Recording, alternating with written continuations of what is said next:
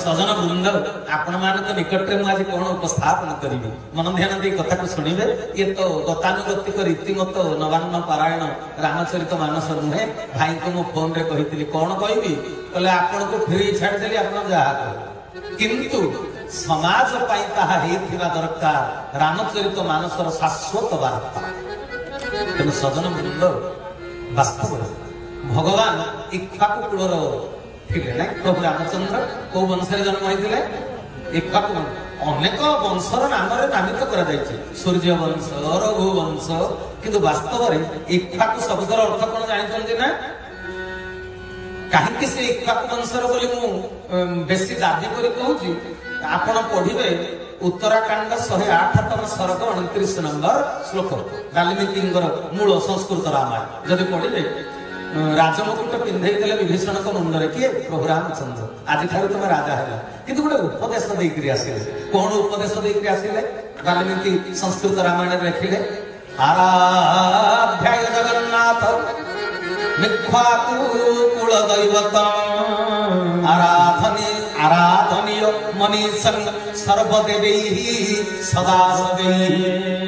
कहले हे विभीषण तुम्हें आम इक्ष्वाकु वंशर कुल देवता जगन्नाथ को आराधना कर प्रजा पालन करुथिब जो जगन्नाथ को समग्र विश्व ब्रह्मांड आउ अनंत कोटि ब्रह्मांडर 33 कोटि देवादेवी समस्त 10 दिगपाल अष्ट मातृगण समस्ते जहांकर आराधना करते।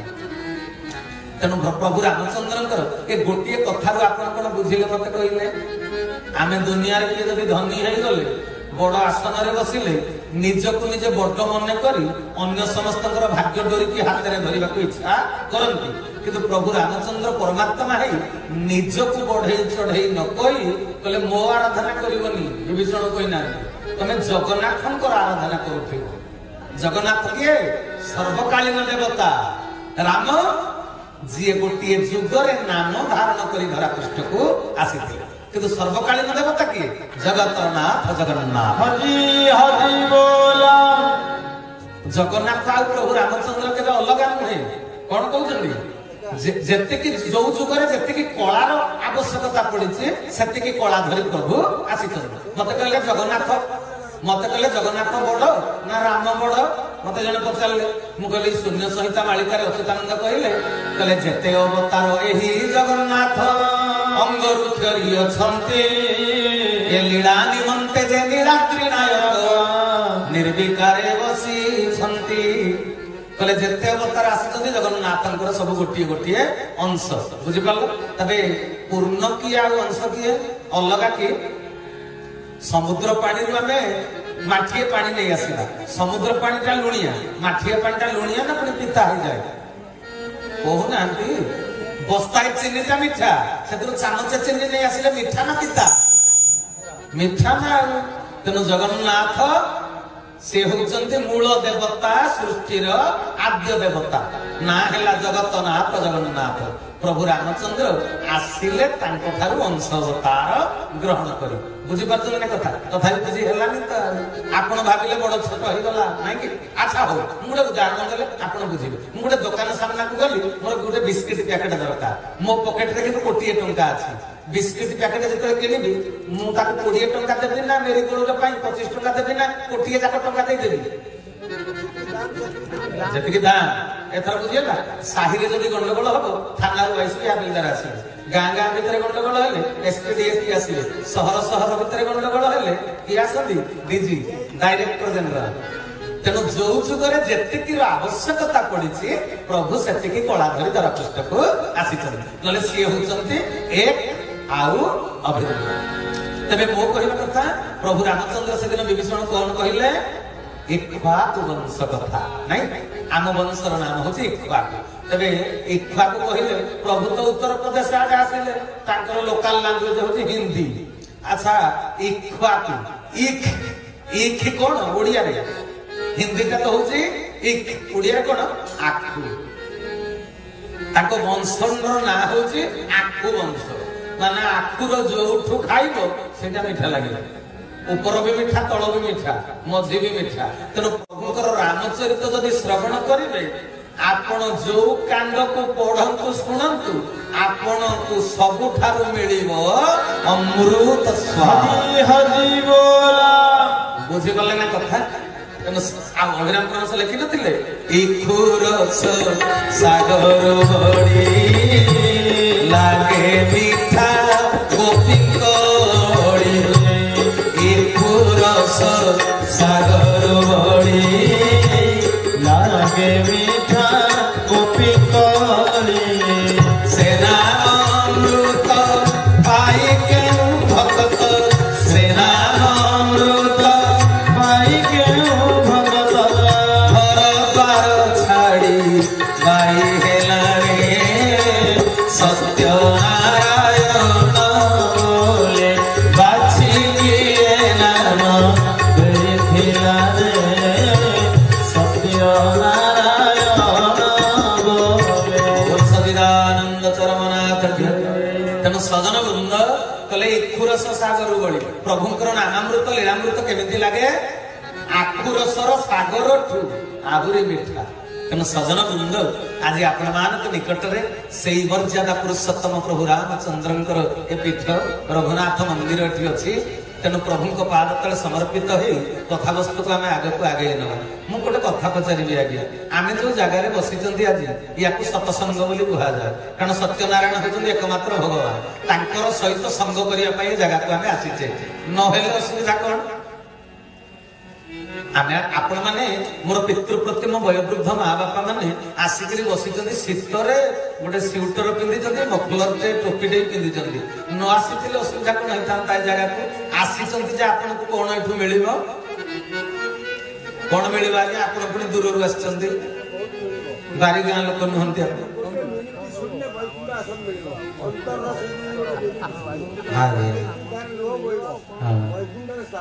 बैकुंठ स्थान मिल आज्ञा मुझे बैकुंठ को किए देखी मत कहले बैकुंठ को जाइकिरी केही जने मु बॉम्बे जाइथि बॉम्बे रु आसिला परे मो मां को कहली जानिछु ना बॉम्बेटा केमतिया एमतिया अमुक जगह रहिया अछि समक जगह रे सही अछि बॉम्बे को जाइथिले देखिकरी आसिकरी बखाणी देली बैकुंठ को किए जाइकरी पुणी फेरीछि जे हमको कहिछि कि बैकुंठटा एमतिया बोली केही कहि ना आगे बैकुंठ अच्छे निश्चय किंतु बैकुंठ को आमे केबे देखी ना किंतु श्री रामचरित मानस भागवत श्रवण कले कौन हुए ए मर्त्यटा बैकुंठ रे परिणत हुए हरि हरि बोला मर्त्यटा बैकुंठ रे परिणत हुए मल्ला परे मुक्ति किए देखिछि जी थाउ थाउ जीवन मुक्त अवस्था प्रभु रामचंद्र धरापृष्ठ को आज कौन शिक्षा देले बापर पुओ केमिति हवा दरकार प्रभु रामचंद्र कौन से अलौकिकता देखई नांती प्रभु रामचंद्र कृष्णचंद्र जमती काणी उठी गोवर्धन पहाड़ टेकिले छोटिया बेलू सकटासुर को उत्तना को जमिति बद्ध करदेले प्रभु रामचंद्र सेमिति अलौकिकता किछि प्रदर्शन करी नाहांती किंतु तांको मानवीय चरित्र माध्यम जगत को देइचंती मनीष पणियार शिक्षा हरि हरि बोला अन्य किछि नुहे प्रभु निराकार साकार हो धरापृष्ठ को कहीं आसती कहीपर भात डाली तरकारी खाइबा कि सेव कमला अंगूर टेस्ट चाहिए मत बहुत लोग कहते मो प्रवचन टी अलग आज्ञा मत क्षमा करेंगे रावण कंस को मारिकी धर्म संस्थापन करने प्रभु धरापृष्ठ को आसी जदि यहीटा सत्य अवतारवादर परंपरा तेज मत कहतु ना भगवान जदि अलमाइटी पावर सर्वशक्तिमान से जो जगार थे रावण कंस को मारी पारे से जो जगह भगवान था से रावण कंस को मारी पारे मारे तेरे से आसंती कहीं रावण कंस को मारे नुहे रावण कंस मरवाटा हूँ ड्रामा जमी लोक मरती गुड़ी बाजे खसी पड़ती मिछि मिछिका लाइन कटिगले पुणी ग्रीन रूम को दौड़ी जाती रावण जदि रावण भगत ना भगत रावण मरला पर तो नरक को जाता अमृत कलसी रे स्वर बाजिला सांगे सांगे आत्मा परमात्मा राम देहरे लीन हो गला हाँ कि नहीं बापा को हाँ मारी पार ना उल्टा उल्टा कथाटा लगुच नहीं उल्टा लगे दर्शन करा आमे आज पर्यंत रामचरित कहानी की शुणी आसी କାହାଣୀ ଭିତରେ ଲୁଚି ରହିଥିବା ଚାହାଣୀ ପର୍ଯ୍ୟନ୍ତ ଆମେ ପହଞ୍ଚି ପାରି ନା। ହରି ହରି ବୋଲ। ସେଇଟା ତ ହେଇଛି ଅଡୁଆ। ଉପରେ ଅଛି ଧୂଆଁ, ଭିତରେ ଅଛି ନିଆଁ। ଶାସ୍ତ୍ର ପୁରାଣ ଯେତେ ପଢ, ରାମ ପୁରା ମର୍ଯ୍ୟାଦା ପୁରୁଷୋତ୍ତମ। ତାଙ୍କ ସୃଷ୍ଟିର ଗୋଟେ ନାରୀକୁ ନାକ କାନ କାଟି ବିକଳାଙ୍ଗ କରିବା ମର୍ଯ୍ୟାଦା ନା ଅମର୍ଯ୍ୟାଦା? ମର୍ଯ୍ୟାଦା ନା ଅମର୍ଯ୍ୟାଦା? ଏଟା ତ ଅମର୍ଯ୍ୟାଦା ହେଇଗଲା। ହେଲେ ସେଠି ଘଟଣାଟା କଣ ଘଟିଥିଲା? ଘଟଣା ଆଉ ପ୍ରକାର ଘଟିଥିଲା। ଯଦି ଭଲ କରି ଅନୁଶୀଳନ କରିବ ତେବେ ଯାଇ ବୁଝିବ। ଆମ ଅନ୍ତରକୁ ରାମ ଭଗବାନ ଜାଣନ୍ତି, ଅନ୍ତର୍ଯାମୀ। ତାଙ୍କ ସ୍ତ୍ରୀକୁ କିଏ ନେଇଗଲା ଜାଣି ପାରିଲେନି ଯେ ଗଛ ଲତାକୁ ପଚାରୁଥିଲେ, କହ ପଞ୍ଚବଟୀ କହ କାହିଁ ଜନକ ଦୁହିତା। କଣ କହୁଛନ୍ତି ଆଜ୍ଞା? ତେବେ ଏଟା ବାସ୍ତବ ନା ଅଭିନୟ? ପ୍ରଭୁଙ୍କର ଲୀଳାଟା ବାସ୍ତବ ନା ଅଭିନୟ? ସେଟା ଅଭିନୟ। ତେବେ ସେ ଅଭିନୟ କରିବା ପାଇଁ କାହିଁକି ଧରା ପୃଷ୍ଠକୁ ଆସନ୍ତି? ତାଙ୍କର ନିଜର କୌଣସି ଆବଶ୍ୟକତା ନଥାଏ। ଇଏ ଜନ ଜଗତକୁ ମାନବିକତାର ଶିକ୍ଷା ଦେବା ପାଇଁ। ଭଗବାନ କଣ ମଣିଷ କି? ମଣିଷ ନୁହନ୍ତି। ଭଗବାନଙ୍କର ଜାତି ଥାଏ। ସେ କ୍ଷତ୍ରିୟ ଘରେ ଆସିଲେ ଯେ ଭଗବାନଙ୍କର ଜାତି ଥାଏ କି? ଜାତି ନଥାଏ। ତେବେ ସେ କ୍ଷତ୍ରିୟ ହେଇକି କାହିଁକି ଆସିଲେ? ଜଗତକୁ କେବଳ ମାନବିକତାର ଶିକ୍ଷା ଦେବା। ସେ ମାନବୀୟ ଲୀଳା କଲେ। ତେବେ ସଜନ ବୃନ୍ଦ କହିଲେ ଜବ ଜବ ହୋଇ ଧର୍ମ କେହାନି। ଆଜି ଯାକେ ଆପଣ ଗୋଟେ କଥା ଶୁଣିଥିବେ, ତୁଳସୀଦାସ ଗୋସ୍ୱାମୀଙ୍କ କଥାକୁ ବୋଧେ ଧ୍ୟାନ ଦେଇ ନଥିବେ କି ନାହିଁ। ସେ କଣଟା କହିଲେ? ଜବ ଜବ ହୋଇ ଧର୍ମ କେ ହାନି ବଢଇ ଅସୁର ଧମ ଅଭିମାନୀ। ଯେତେବେଳେ ଧର୍ମ ହାନି ହେଇଯାଏ ଅସୁର ମାନଙ୍କ ସଂଖ୍ୟା ବଢିଯାଏ। କଣ ଆଜ୍ଞା? ଆପଣଙ୍କ ଗାଁରେ ରାମଚରିତ ମାନସ କେତେ ବର୍ଷ ହେଲା ହେଲାଣି କି ନାହିଁ କିଏ ଜାଣେ? ମୁଁ ତ ଓଡିଶା ସାରା ବୁଲିଛି। ଗୋଟେ ଗୋଟେ ଗାଁରେ କହନ୍ତି ଆମ ଗାଁରେ 50 ବର୍ଷ ହେଲା ରାମଚରିତ ମାନସ ହଉଛି। ମୁଁ କହିଲି 50 ବର୍ଷ ହେଲା ହଉଛି ମାନେ ଆପଣ ପୁରା ପ୍ରବୀଣ ହେଇଥିବେ ରାମଚରିତରେ। ମତେ କହିଲେ କଣ କୁହନ୍ତୁ? ମୁଁ କହିଲି ଆଚ୍ଛା, ଅସୁର ମାନଙ୍କ ଦ୍ଵାରା ଧର୍ମ ହାନି ହୁଏ ନା ଧର୍ମ ହାନି ହେଲେ ଅସୁରଙ୍କ ସଂଖ୍ୟା ବଢେ? ସେ କହିଲେ ନାଇଁ, ଅସୁର ଗୁଡାକ ଧର୍ମକୁ ହାନି କରିଦିଅନ୍ତି ନା। ଆଉ ମୁଁ କହିଲି ଅସୁର ଆସିଲେ କୋଉଠୁ? ତୁଳସୀଦାସ ଗୋସ୍ୱାମୀ କଣ ଲେଖିଲେ? କହିଲେ ଜବ ଜବ ହୋଇ ଧର୍ମ କେ ହାନି ବଢଇ ଅସୁର ଧମ ଅଭିମାନୀ। ତେବେ ଅସୁର ମାନଙ୍କ ଦ୍ଵାରା ଧର୍ମ ହାନି ହୁଏ ନା ଧର୍ମ ହାନି ହେଲେ ଅସୁର ଜନ୍ମ ନିଅନ୍ତି? ଧର୍ମ ହାନି ହେଲେ ଅସୁର ଜନ୍ମ ନିଅନ୍ତି। ଆମେ ଫାଙ୍କି ମାରି ଦେଇ ପାରିବା ନାହିଁ, ନିଜ ଦୋଷ ଦୁର୍ବଳତାକୁ ଘୋଡେଇ ପାରିବା ନାହିଁ। ତେବେ ଅସୁର କାହିଁକି ଜନ୍ମ ହୁଅନ୍ତି? ଧର୍ମ ହାନି ହେଲେ। ଧର୍ମକୁ ହାନି କିଏ କରେ? ମତେ ଜଣେ ଉଦାହରଣ ଦଉଛି। ମୁଁ ତ ସବୁଆଡେ ବୁଲିଲା ବେଳେ ମତେ ଜଣେ କହନ୍ତି, ଆଜ୍ଞା ମୋ ପୁଅକୁ 3ଟା ଟ୍ୟୁସନ ଦେଇଛି, କିଛି ପାଠ ହଉନି, ଆପଣ ଟିକେ ଆଶୀର୍ବାଦ କରୁନାହାନ୍ତି। ମୁଁ କହିଲି କଣ ମୁଁ ପ୍ରବଚକ ଯେ ଆଶୀର୍ବାଦ ପୁଟୁଳି ଧରି ଆପଣଙ୍କ ଗାଁକୁ ଆସିଛି? ସବୁ ପ୍ରବଚକ ମାନେ ଲମ୍ବା ଚଉଡା ନମସ୍କାର ଗ୍ରହଣ କରନ୍ତିନି? ମତେ ଭାରି ଭୟ ଆଜ୍ଞା। ମୁଁ କେବେ ନମସ୍କାର ଗ୍ରହଣ କରିପାରିବିନି। ଆଉ କହିବା ପାଇଁ ତ ମତେ କାଲି ମୁଁ ଗୋଟେ ବିଷୟ ଭାବିଛି। ଆଜି ଭଗବାନଙ୍କ କଥା, କାଲି ଭଗତର କଥା, 2 ଦିନ ମାତ୍ର। ନହେଲେ ଯଦି କୈବର୍ତ୍ୟ ପ୍ରସଙ୍ଗ ଆଡେ ଯାଆନ୍ତି, ପାଦ କାହିଁକି ଛୁଇଁକି ପ୍ରଣାମ କରିବନି ସେଟା କହିଥାନ୍ତି। ମୁଁ ଆଉ ସିଆଡକୁ ଯାଇପାରିନି। ପାଦ 2ଟା ଅକ୍ଷର, ଗୋଟିଏ ଶବ୍ଦ। ପା ହେଲା ପାପ, ଦ ହେଲା ଦହନ। ପା ହେଲା ପାପି, ଦ ହେଲା ଦୟା। ପାପି କି ଯିଏ ଦୟା କରନ୍ତି ସିଏ ପ୍ରଭୁଙ୍କର ପାଦ, ପାପକୁ ଯିଏ ଦହନ କରନ୍ତି ସିଏ ପ୍ରଭୁଙ୍କର ପାଦ। ଆପଣ ମୋ ପାଦ ଛୁଇଁ ପ୍ରଣାମ କରିବେ, ମୁଁ କଣ ଆପଣଙ୍କ ପାପକୁ ଦହନ କଲା ଭଳି କ୍ଷମତା ମୋର ଅଛି? ଆଉ ମୁଁ କାହିଁକି ପାଦ ଛୁଆ ନମସ୍କାରଟେ ଗ୍ରହଣ କରୁଥିବି ଯେ? ତେଣୁ ସଜନ ବୃନ୍ଦ, ହଉ ମୁଁ ସିଆଡକୁ ଯାଉନି। ତେବେ ମତେ ସେ ବ୍ୟକ୍ତି ଜଣକ କହିଲେ ଆଉ 3ଟା ଟ୍ୟୁସନ ଦଉଛି, ପୁଅର ମୋଟେ ପାଠ ହଉନି। ମୁଁ କହିଲି ଆଉ ବିଲକୁଲ ହବ ନାହିଁ। କହିଲେ ଆପଣ କେତେ ନିଷ୍ଠୁର ବାକ୍ୟ ପ୍ରୟୋଗ କଲେ। କହିଥାନ୍ତେ ନା ହବ ବୋଲି। ମୁଁ କହିଲି ହବନି ତ ଆଉ କହିବି କାହିଁକି? କହିଲେ ଅସୁବିଧା କଣ ହେଇଛି? ମୁଁ କହିଲି ଫାଉଣ୍ଡେସନ ବିଗିଡି ଯାଇଛି। ଆପଣ ମନ୍ଦିରଟା ତିଆରି କରିଛନ୍ତି, ନିହାତି ଫାଉଣ୍ଡେସନ ଟା ଗୋଟେ ଷ୍ଟ୍ରଙ୍ଗ କରିଥିବେ। 16 mm ରଡ ଦେଇଥିବେ, ଭଲ ସିମେଣ୍ଟ ଦେଇଥିବେ, ହଁ କି ନାଇଁ? କହିଲେ ଆଉ କଣ? ମୁଁ କହିଲି ଛୁଆ ଜନ୍ମ କରିବା ପାଇଁ ଗୋଟେ ବିଧାନ ଅଛି। ଭାରତୀୟ ସଂସ୍କୃତିରେ ସଦାଚାର ଅଛି। ପିଲା ଜନ୍ମ କରିବା ପାଇଁ ହେଲେ ସଦାଚାର ପାଳନ କରିବାକୁ ପଡିବ। ଆଉ ଆପଣ ଯୋଉ କହୁଛନ୍ତି ଏବେ 3ଟା ଟ୍ୟୁସନ ଯାଇଛି, ମାନେ ବ୍ଲକ ଅଫିସରୁ ଧାନ ବିହନ ବିଶୁଧନ ଆଣି ଆପଣ ଯାଛା ତାହା ବିହନ ବୁଣିଛନ୍ତି। କହୁଛନ୍ତି ଚାରିପଟେ ବାଡ଼ ଦେଇଛି, ଗୋବର ଦେଇଛି, ଗ୍ରୋମର ୟୁରିଆ ପଟାସ ଦେଇଛି, ପୋକମରା ଔଷଧ ଦେଇଛି, ବର୍ଷା ନହେଲା ଜଳସେଚନ କରିଛି, ହେଲେ ବି ଧାନ ଭଲ କେଣ୍ଡା ପଡିଲା ନାହିଁ। रे बापा जेते कले कोन हबो बिहनटा जदि मूलरू खराब है ताकू जेते पछपटू व्यापक देले कोन हबो मूल पर बिगड़ी जाईची तेन सजन वृंद आमे धर्म शिक्षा लाभ करिबा धर्मानुगत हेकिरी वंश रक्षा करिबा पई मोर कल्याण करिबो जगतर कल्याण करिबो एमिति संतान कामना कले जाई राम भलिया पुओ जन्म हरि हरि बोला श्रवण कुमार भलिया पुओ जन्म हेबो श्रवण कुमार भलिया पुओ जन्म हला जे कोन कला पिता संत संतनाभ ऋषि संतनाभ मां ज्ञानवंती को समग्र पृथ्वी बुलेला कांधरे धरिकरी तीर्थ भ्रमण करे बुझी परछन्ती ना तेनु आउ दिने नाही काले नाही धर्म आचरण नाही आ तमे तीनटा ट्यूशन देले एबे पाठ आउ हबो पिता माता संजोग काले